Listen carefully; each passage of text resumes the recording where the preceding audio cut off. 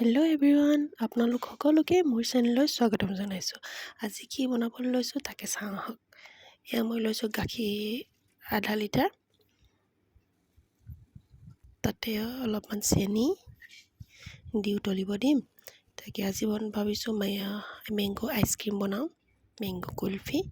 বেছি বস্তু নালাগে, অকল গাখীৰ চেনি আম হ'লেই হৈ যাব আৰু। ইলাচিটো অপচনেল, মই ইলাচি অকণমান দিছোঁ খুন্দি লৈ। গৰম বহুত হৈছে, আইচক্ৰীম খাওঁ লাগে নহয়নে? ঘৰতে বনাই খাওঁ, ল'ৰা ছোৱালীকো খুৱাওক। ইজি পদ্ধতিয়ে, সহজ পদ্ধতি আৰু। এয়াই ইমানখিনি গাখীৰখিনি আধা লিটাৰৰ পৰা এপোৱা যাতে ক্ৰীম হৈ যায় একদম ডাঠ, সেনেকুৱা জোখত ৰাখি থ'ব। এয়া লৈছোঁ মই দুটা আমকেইটা এনেদৰে কাটি লওঁ। মূৰটো কাটি লৈ এইফালে গুটিটো উলিয়াই ল'ব লাগিব। গুটিটো উলিয়াই লৈ গুটিটোত যিখিনি লাগি থাকে সেইখিনিও এৰুৱাই ল'ম। এইখিনি ভৰাই দিম এতিয়া। তাতে আকৌ এইখিনি দেখিছে কিমান ডাঠ ধুনীয়া হৈছে, এনেকুৱাকৈ ৰাখিব। এতিয়া এইখিনি ইয়াত ভৰাই দিম।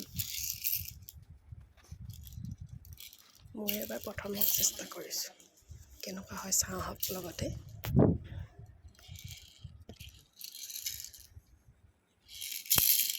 এয়া ফ্ৰিজত মই 6-7 ঘণ্টাৰ কাৰণে থৈ দিম এনেকৈ। এয়া 6-7 ঘণ্টাৰ পিছত উলিয়াই লৈ এতিয়া আম কটাৰ দৰে আৰু বাকলি গুচাই লৈ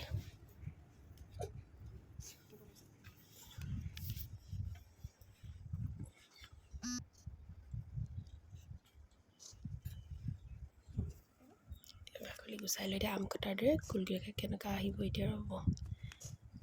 মেংগ' কুলফি ধুনীয়া লাগিছে নহয়নে? ভিতৰত খাবলৈও ভাল হৈছে, খাই চাবচোন এবাৰ বনাই। আমৰ ছিজন প্ৰায় শেষেই হৈছেগৈ। ভিডিঅ'টো চোৱাৰ বাবে অশেষ ধন্যবাদ।